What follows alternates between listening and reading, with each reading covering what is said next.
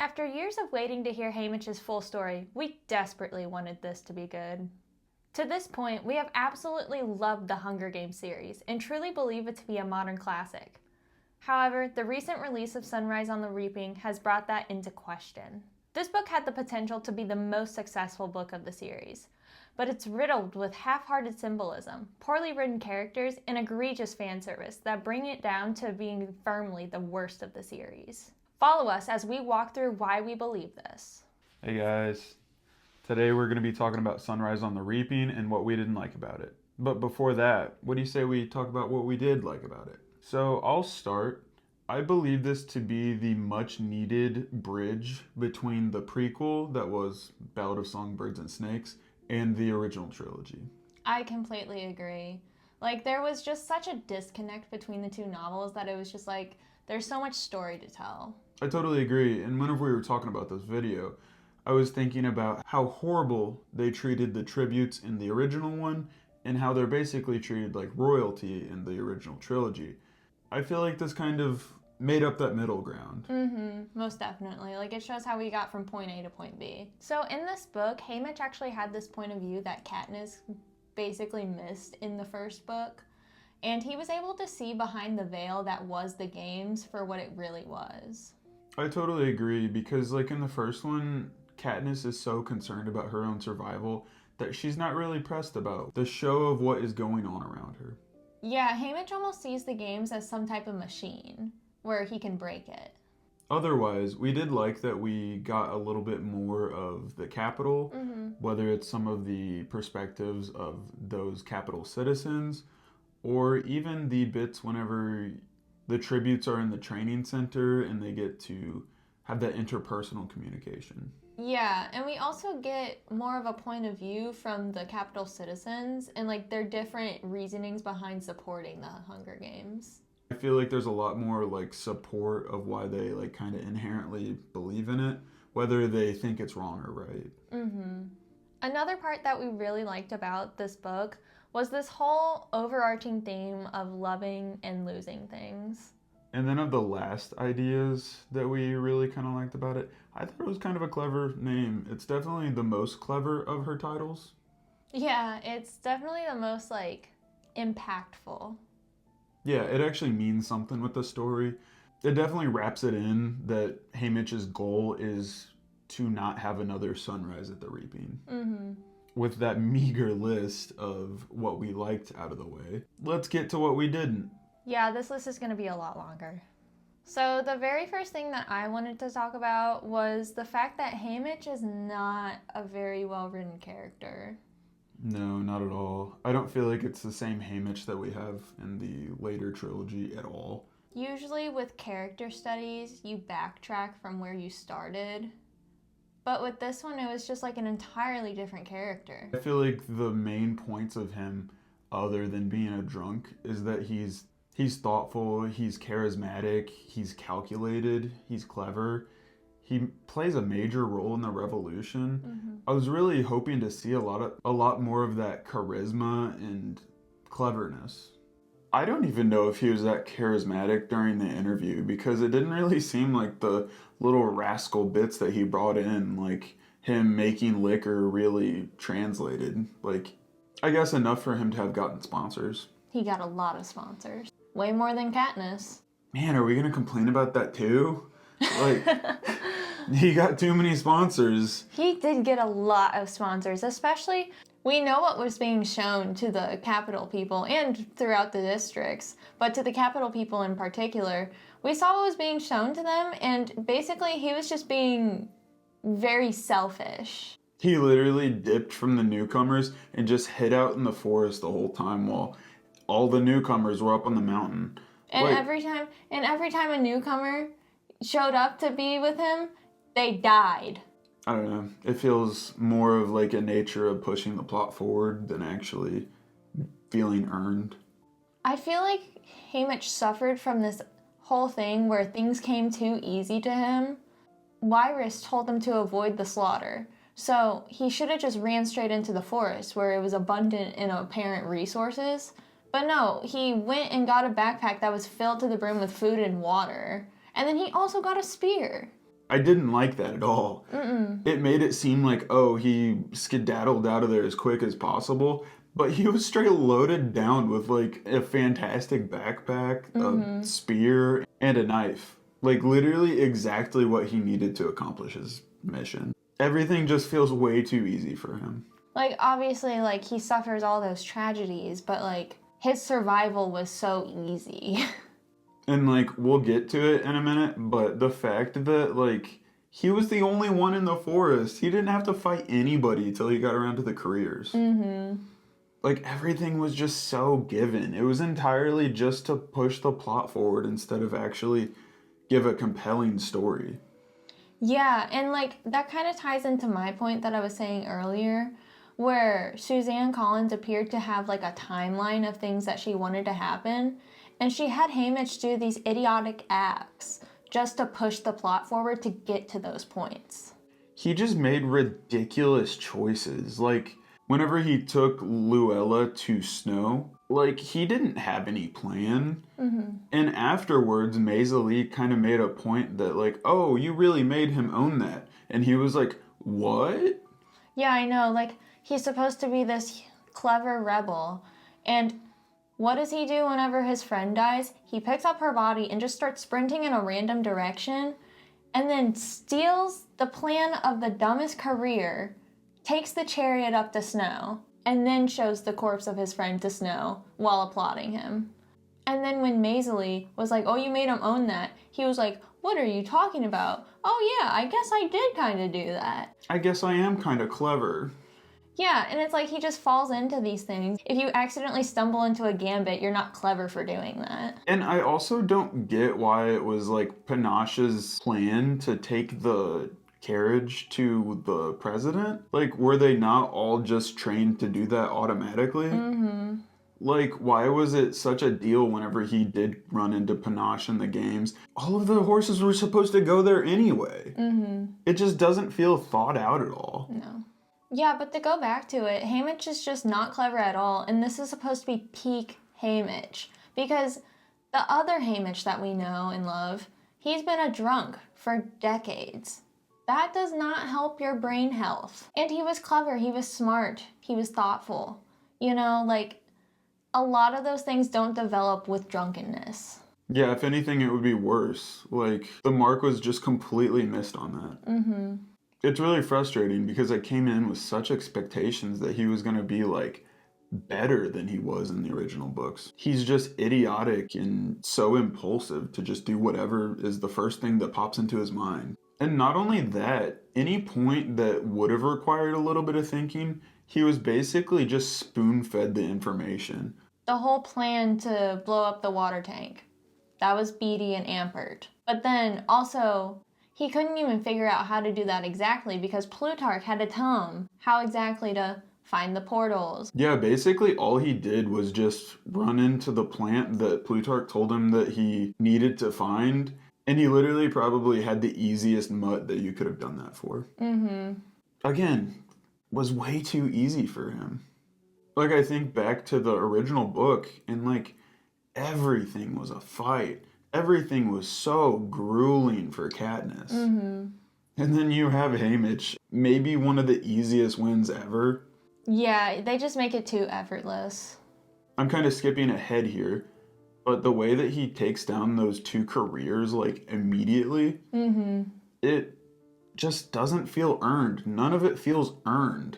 Yeah, the way that he deftly handles those careers, it would lead you to think that he wasn't just some country bumpkin. And again, I get it that this is fiction. This is dystopian, but come on. And we've seen that Suzanne Collins can make such quality books. Yeah, he reacts to death in a very strange way every time. Every time he does something very weird and outlandish. And it's like beyond just like rash. Nobody in their right mind. Unless we're just gonna say that he's downright deranged inherently.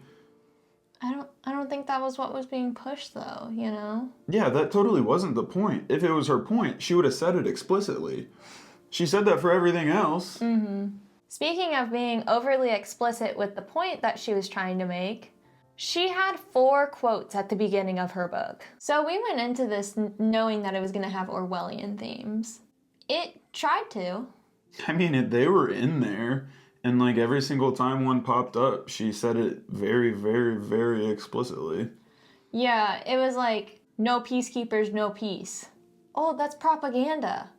Thanks, I kind of picked that up. Like, it's so wild to me that she had to clarify that the police force being called peacekeepers was propaganda in itself. And like, we didn't need somebody to tell us that. We didn't need to see signs of it like Big Brother. Like, it just is like, oh, you think this was like at all nuanced? Let's explain it. Mm-hmm. Let's have Plutarch Heavensby say every word that you thought you were clever for thinking. Mm-hmm. I feel like it's just like a spit in the face of the readers of being like, no, you don't get it. Yeah, like I felt like she was preaching to like 3rd graders. Like, oh, this is what propaganda looks like. Like the first one was targeted at like a, let's say YA plus, like age group.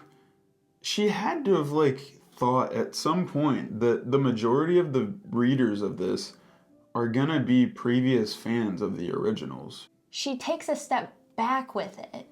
Like she doesn't, instead of aging up with her readers, she doesn't even stagnate. Yeah, there's gruesome deaths and there's other gruesome elements, but like other than that, the themes, the vocabulary used, the depth of the characters, it just doesn't add up to be a good YA novel. And it didn't make sense because she didn't take the time it took. Like, things would happen, people would die, and he'd be moving on. And it wasn't for the sake of survival. It would just be like, oh, he chopped up some trees next to Ampert. And like, what's upsetting is like, from the nature of the Ballad of Songbirds and Snakes, she was clearly like trying to upgrade her writing to like more of an adult audience.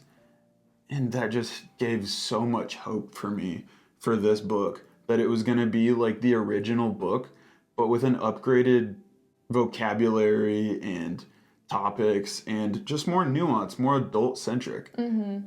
But she just killed it. Mm-hmm. The propaganda that she uses as an example for what we should recognize as propaganda is so outrageously obvious that it is propaganda. It is almost a trick.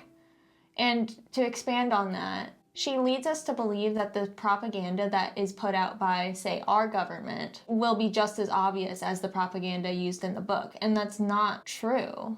So it tricks our readers into believing that they will always immediately recognize propaganda for what it is, when in reality, normal propaganda is usually very subtle, and it's very underhanded, almost insidious. Intentionally hidden to where it feels like it just blends in. Yes, exactly.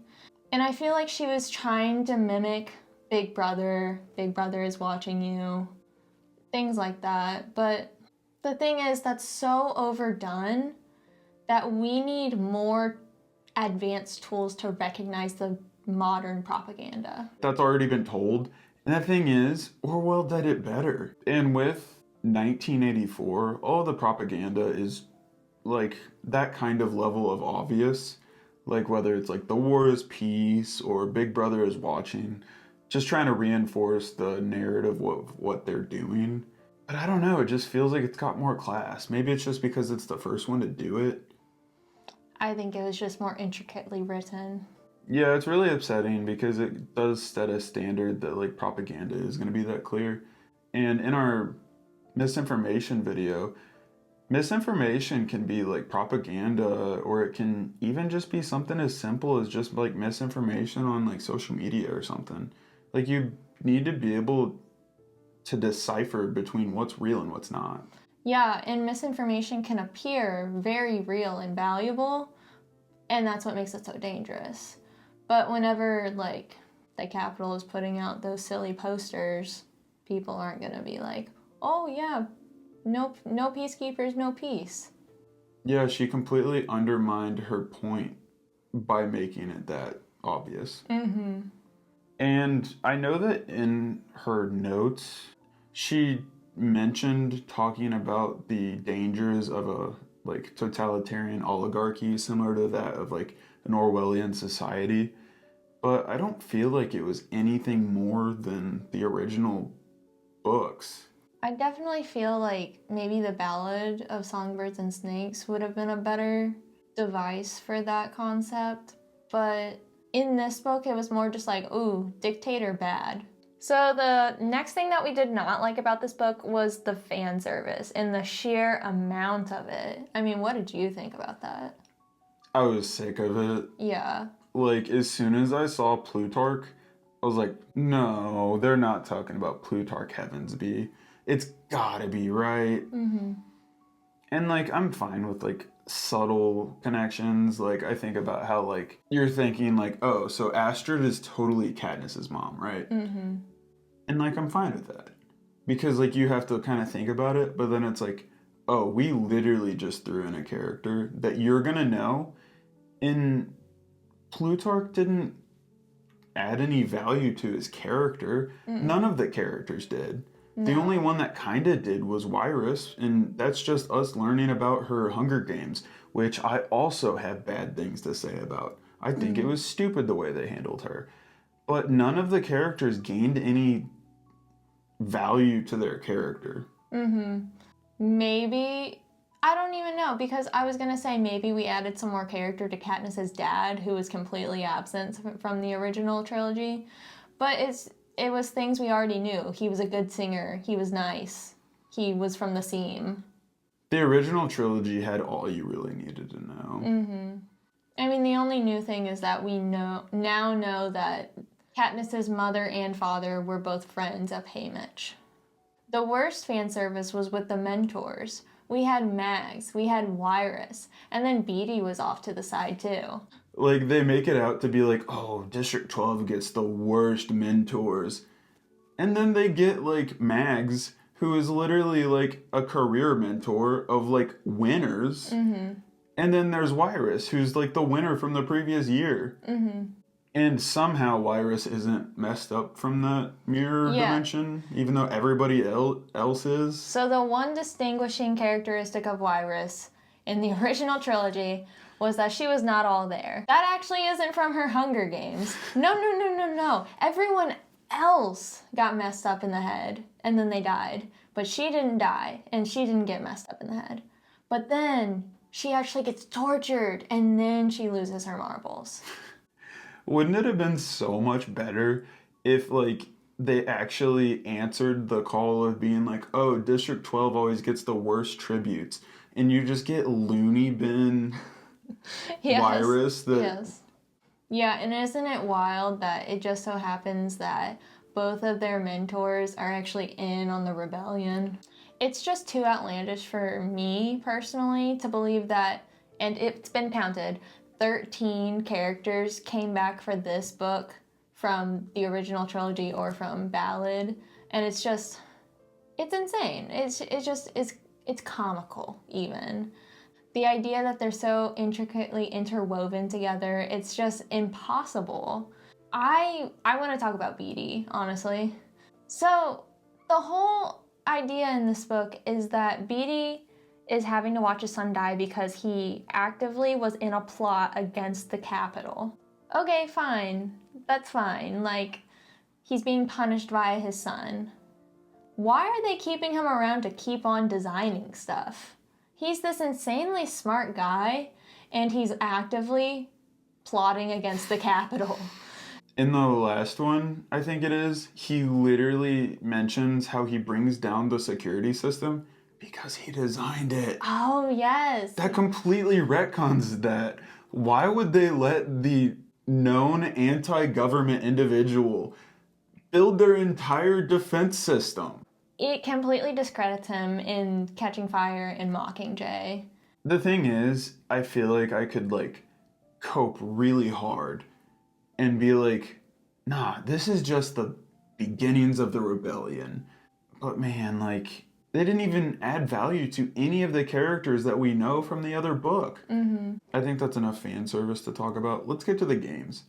I wanted to start with how ludicrous it is that the newcomers went up the mountain. They were just outright stupid the entire time, even though they had 4 kids from District 3, which are apparently geniuses. Why did they go to the most inhospitable spot?